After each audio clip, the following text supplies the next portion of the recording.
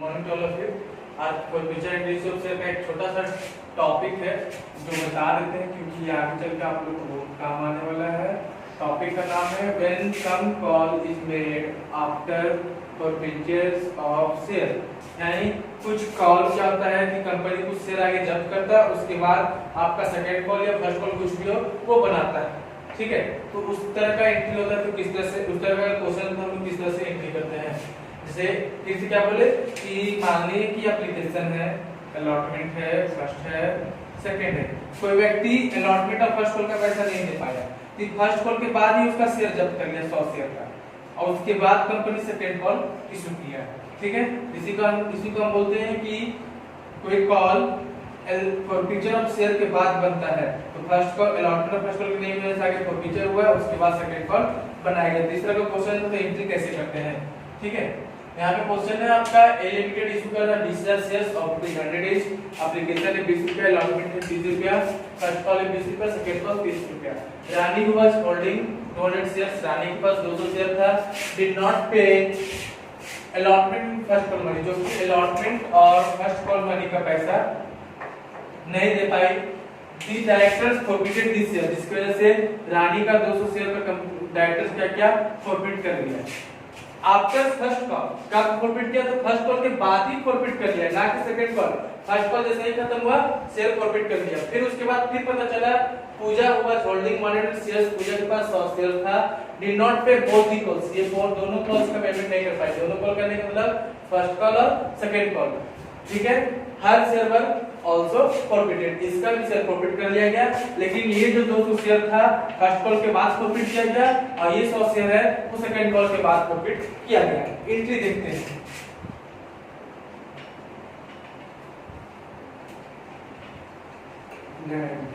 सबसे पहले आपका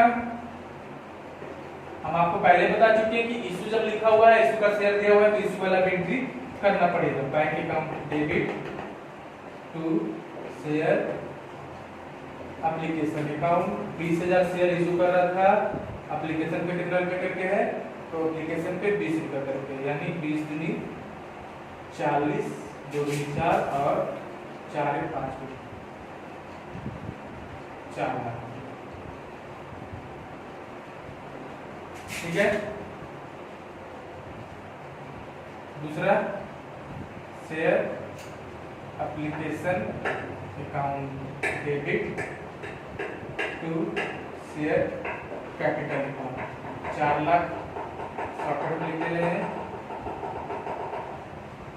तीसरा share allotment account debit to share capital account, 20000 share है और ये है आपका अलॉटमेंट 30 रुपए करके, यानी 6 लाख। और जब इसका पैसा मांगेंगे बैंक अकाउंट डेबिट, तो इस पे कॉल इन एरर हो रहा है, call in arrear account debit to share allotment. अब 6 लाख लेना था अलॉटमेंट पे, कितना शेयर का, तो 200 शेयर का 30 रुपए करके, ठीक है। 2 3 6000 नहीं मिलेगा, तो 6 लाख में 6000 नहीं मिलेगा, तो 5,94,000। फर्स्ट कॉल का share first call account debit share capital account, 20000 share है और फर्स्ट कॉल कितने रुपए करके है, तो फर्स्ट कॉल है 20 रुपए करके, यानी 4 lakh.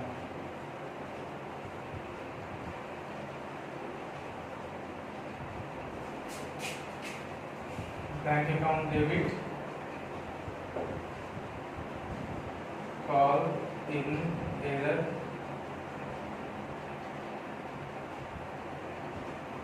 Account debit to share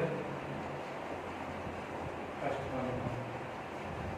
चलिए देखते हैं अमाउंट लेना कितना था, 4 लाख लेना था। अब इस पे कितना शेयर का हो रहा है, तो टोटल 300 शेयर का हो रहा है। कैसे 300 शेयर का हो रहा है, तो सबसे पहले देखते हैं 200 शेयर का ये रानी नहीं दे पा रही है और साथ ही साथ 100 शेयर का ये भी पूजा भी फर्स्ट कॉल सेकंड कॉल दोनों ने दे पा रही है, तो फर्स्ट कॉल पे भी इसका कॉल हो जाएगा, तो 300 इंटू हो जाएगा कितना था 20, यानी 3 दूनी 6000, तो वही 3,94,000।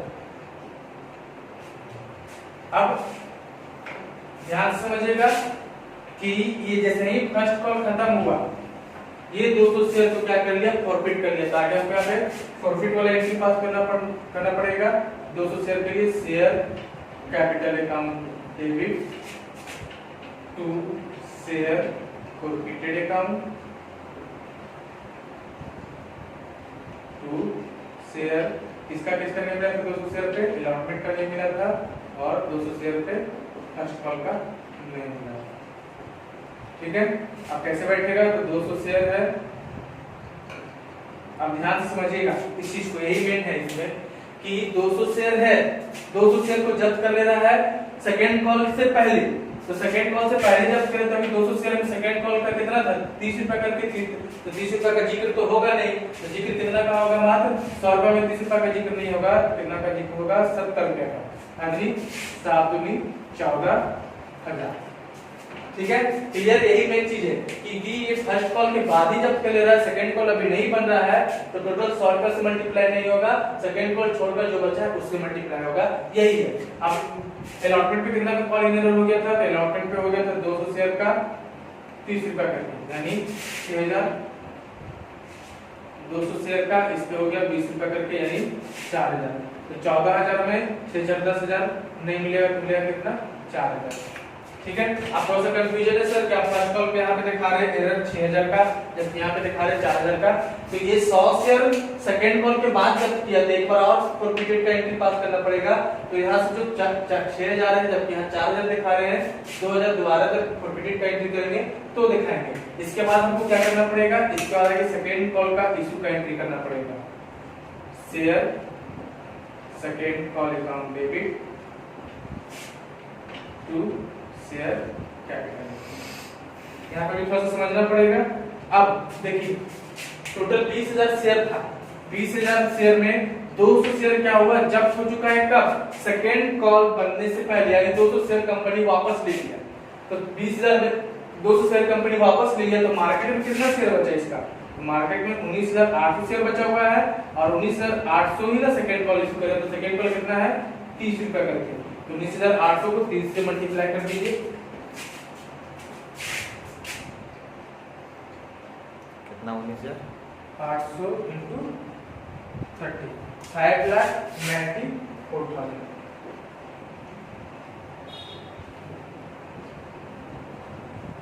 ठीक है, अब इसका जब पैसा मांगने लगेंगे, बैंक अकाउंट डेबिट, तो कॉलिंग एरर हुआ है, तो calling arrear account debit to share second account. अब देखते हैं 5,94,000 लेना था, ठीक है। अब इसके कॉलिंग में कितना हो जाएगा, 100 शेयर है 30 रुपए का, यानी 3,000 कॉलिंग एरर, तो 5,94,000 में 3 जाएगा तो 5,000। ठीक है, अब फिर से आपको 100 शेयर जब हुआ है उसके लिए एंट्री पास करना पड़ेगा, फिर से एंट्री पास कीजिए, share forfeited account debit share capital account debit to share forfeited account. इसका किसका 100 शेयर पे नहीं मिला था, तो फर्स्ट कॉल पे नहीं मिला था 100 शेयर पे, और सेकेंड कॉल का नहीं मिला था 100 शेयर पे। अब यहाँ पे देखते हैं तो 100 शेयर का हो जाएगा टोटल 100 रुपए करके, यानी 10,000, क्योंकि सेकेंड कॉल के बाद फॉरफिट कर रहा है तो पूरा 100 रुपए करके मल्टीप्लाई करेंगे, जबकि सेकेंड कॉल से पहले ही फॉरफिट कर ले रहा था, तो सेकेंड कॉल मांगा ही नहीं, इसी कारण 70 से मल्टीप्लाई किए 30 रुपए हटाकर। अब अमाउंट कितना नहीं मिला, तो 100 शेयर है, फर्स्ट कॉल 20 रुपए करके, यानी 2,000। अभी तुरंत समझाया था आपको कि यहाँ पे 6,000 टोटल कॉलिंग एरर वाला फर्स्ट कॉल पे, तो यहाँ पे 4,000 यहाँ पे दिखाएंगे, 2,000 यहाँ पे दिखाएंगे, यहाँ 100 इंटू 30 रुपये यानी 3000। तो 10,000 में 3 तो 5,000 नहीं मिला तो 5,000। यही है आपका टॉपिक। I hope clear. और अगर प्रॉब्लम होगा तो आप मैसेज वगैरह कर सकते हैं और मैसेज वगैरह करके पूछ सकते हैं, इसको नोट डाउन कर लीजिए। चलिए स्टार्ट करते हैं। रीइश्यू फॉरबिडेड बताया था आपको, पार बता दिए, प्रीमियम बता दिए, डिस्काउंट जब डिस्काउंट पे इश्यू नहीं होता तो प्रॉफिट कहां से होगा इसी का नहीं होता। ठीक है। अब टाइप्स ऑफ रीइश्यू, तो रीइश्यू होता है फुली रीइश्यू, पार्शियल रीइश्यू। क्या होता है फुली रीइश्यू? कहने का मतलब कि अगर कंपनी 500 शेयर फॉरबिड किया है तो अगर 500 का 500 पूरा रीइश्यू कर देता है, 500 का 500 पूरा रीइश्यू करता है, फिर से 500 ही प्रॉफिट भी 500 के था, 500 वापस से रीइश्यू कर देता है तो उसको हम लोग फुली रीइश्यू करते हैं। पार्शियल रीइश्यू कहता है कि 500 अगर शेयर प्रॉफिट किया है और 400 शेयर रीइश्यू कर रहा है, वापस 400 शेयर बेच रहा है, तो इसको हम बोलते हैं पार्शियल रीइश्यू। ठीक है। तो फुली पार्शियल समझ में आ गया। अब मेथड्स ऑफ रीइश्यू क्या है? तो पार पे भी हो सकता है, प्रीमियम पे भी हो सकता है, डिस्काउंट पे हो सकता है। अब समझते हैं अगर पार पे रीइश्यू होता है तो एंट्री क्या होता है। तो आगे तो अगर सबसे पहले फॉरबिडेड का एंट्री करना पड़ेगा, जो कि आपको बता चुके हैं। फॉरबिडेड का एंट्री करेंगे, उसके बाद अगर रीइश्यू कर रहा है तो रीइश्यू का एंट्री होता है पार पे bank account debit to share capital account, और दूसरा होता है share forfeited to capital reserve. ये आपका जाना ही कंपलसरी है। अब इसमें क्या आ जाता है वो हम आपको क्वेश्चन से ज्यादा समझ में आएगा, इससे समझ में आएगा तो उतना नहीं क्लियर आएगा, क्वेश्चन से ज्यादा समझ में आएगा। अब अगर प्रीमियम पे होता है तो क्या होता है bank account debit to share capital account to security premium reserve, क्योंकि रीइश्यू कर रहा है तो प्रीमियम कहां चला जाएगा? क्रेडिट में। फिर सुन लीजिए, फॉरबिडेड करेगा तो प्रीमियम डेबिट में, और रीइश्यू वगैरह या इश्यू करेगा तो प्रीमियम क्रेडिट में। ठीक है। और उसके बाद ये share forfeited to capital reserve. अगर डिस्काउंट पे रीइश्यू कर, आपको ये मालूम है कि जैसे 10 रुपए का शेयर पहले था फिर से 10 रुपए में इशू कर रहा है तो ये पार पे हो गया। 10 रुपए का शेयर पहले था लेकिन दोबारा से इसको रीइश्यू कर रहा है 12 रुपए में, प्रीमियम पे हो गया। और 10 रुपए का शेयर पहले था इसको कर रहा है 8 रुपए में, डिस्काउंट हो गया। अब यहाँ पे देखते हैं तो रीइश्यू जब कर रहा है डिस्काउंट पे तो bank account debit to share forfeited account debit to share capital account. अब सर डिस्काउंट ना लिख के शेयर प्रॉफिट क्यों लिखे डेबिट में? तो इसका भी रीजन है, तो क्वेश्चन में आपको बताएंगे, ज्यादा क्लियर आ जाएगा। ठीक है। और to share capital account, last में share forfeited account debit to capital reserve. इसको नोट डाउन कीजिए, इससे रिलेटेड आज हम लोग पार पे क्वेश्चन देख लेते हैं, इसको नोट डाउन कीजिए। चलिए क्वेश्चन देखते हैं। रीइश्यू ऑफ शेयर 5 से The directors of a company forfeited 5 shares, कितना शेयर प्रॉफिट कर रहा है? 500 शेयर प्रॉफिट कर रहा है। शेयर का फेस वैल्यू 10 रुपए वाला शेयर था, क्यों प्रॉफिट किया? तो for non payment of first call of ₹2, क्योंकि फर्स्ट कॉल 2 रुपए का पेमेंट नहीं कर पाया था, इसी कारण दिस शेयर वाज रीइश्यूड। और प्रॉफिट करने के बाद ये शेयर रीइश्यू किया गया एज फुल्ली पेड अप, यानी पूरा पेड अप पे कितना में? वापस से 10 रुपए में, यानी पहले ही वैल्यू था 10 रुपए में और वापस से रीइश्यू कितना किया गया? 10 रुपए में। 5,000 एंट्री। सबसे पहले आगे तो हम लोग को ये जानना है कि सर ये पार्शियली रीइश्यू है या फुल्ली रीइश्यू है। तो कंपनी 5,000 शेयर प्रॉफिट किया था और कहीं नहीं लिखा हुआ है कि कितना रीइश्यू कर दो, मतलब 5,000 का 5,000 पूरा रीइश्यू कर रहा है, यही चीज समझना है। फुल्ली पेड अप लिखा हुआ है यानी पूरा पूरा रीइश्यू कर रहा है। दूसरा चीज सर अब पार पे, प्रीमियम पे या डिस्काउंट पे? तो पहले 10 रुपए का फेस वैल्यू था और वापस रीइश्यू कितना कर रहा है? 10 रुपए कर रहा है, ये पार पे है। अब हम लोग एंट्री करते हैं तो सबसे पहले आगे प्रॉफिट करने का एंट्री होता है share capital account debit to share forfeited account. Forfeited का शेयर में तीनों का तो जन्मसिद्ध अधिकार है, ये दोनों आएगा ही आएगा। अब नीचे क्या आता है इसका? तो जिसका पेमेंट नहीं करता, तो किसका पेमेंट नहीं कर रहा है? तो फर्स्ट कॉल का पेमेंट नहीं कर रहा है। ठीक है। अब यहाँ पे फर्स्ट कॉल का पेमेंट नहीं कर रहा है तो कितना शेयर है? 5,000 शेयर है, 10 रुपए करके यानी 50 रुपए। फर्स्ट कॉल कितना हो जाएगा? 5,000 शेयर है, 2 रुपए करके यानी 10,000 का पेमेंट नहीं कर रहा है, तो 50 में 10 का नहीं किया तो 40 का पेमेंट करेगा। दूसरा अब रीइश्यू करने का, तो रीइश्यू करने का एंट्री होगा बैंक अकाउंट डेबिट, क्योंकि पार पे है तो शेयर कैपिटल अकाउंट, यानी वापस 5,000 शेयर था पार पे यानी 10 रुपए का 10 रुपया, 50 शेयर का 50 रुपया। ठीक है। और आपको ये तीसरा एंट्री बताए थे share forfeited account debit to capital reserve. अब इसमें कौन सा अमाउंट जाएगा, तो आपको भी समझाए थे कि यहाँ पे क्वेश्चन में ज्यादा क्लियर रहेगा कि क्या होता है इसका मतलब और कौन सा अमाउंट जाएगा। एक एग्जांपल समझते हैं। मान लीजिए कि हम बजाज शोरूम से, हम मेरा बजाज शोरूम, ठीक है, इस तरह समझते हैं। मेरा बजाज शोरूम है, एक व्यक्ति है अमित नाम का, इसको हम बाइक बेचे, सोल्ड किए, बाइक 50,000 का बाइक बेचे, ठीक है। ये पेड किया है हमको, अभी तक 30,000 का पेमेंट कर दिया, ठीक है। अब 30,000 का पेमेंट किया और वापस इसका क्या किया, हम जब्त कर लिए इसका बाइक। 20,000 का पेमेंट नहीं कर पाया, बाइक हम जब्त कर लिए। अब जो ये बाइक जब्त किए हैं शोरूम में, बाइक जो जब्त किए हैं, इसको फिर से अगर हम बेचते हैं, फिर से रीसोल्ड कर रहे हैं, मान लीजिए कि रीसोल्ड बाइक, फिर से हम बाइक को क्या कि 50,000 में बेच दिए। अब ये बात समझिएगा कि 50,000 को अमित को बाइक बेचे थे 50,000 में, तो हमको 30,000 दिया। जब हम इससे बाइक जब्त कर लिए, 20,000 नहीं जो दिया उसकी वजह से जब्त कर लिए, ये 30,000 जो हमको दिया, तो क्या अमित को वापस कर देते हैं? शोरूम तो वापस नहीं करता है क्योंकि आप नहीं पेमेंट किए, उतना दिन आप गाड़ी यूज की, तो उसके हिसाब से क्या किया, ये जो आप पैसा दिए वो रख लिया। ये 30,000 कंपनी के लिए अभी क्या है, वो एक तरह से कहा जाए कि बाइक का एक्स्ट्रा अमाउंट रिसीव किया हुआ है।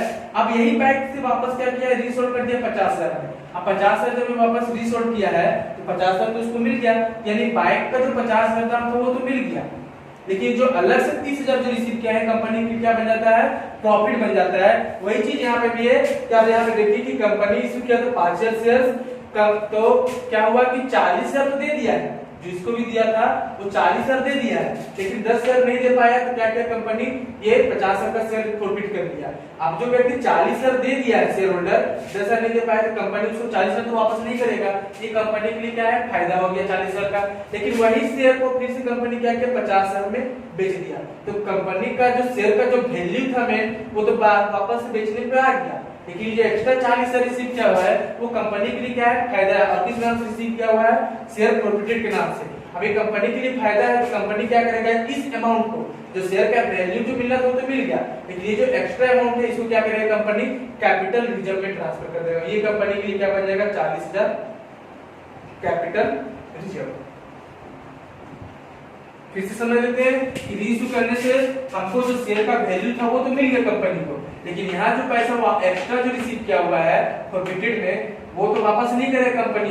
ये कंपनी के लिए क्या फायदा, ये क्या बन गया, फायदा बन गया।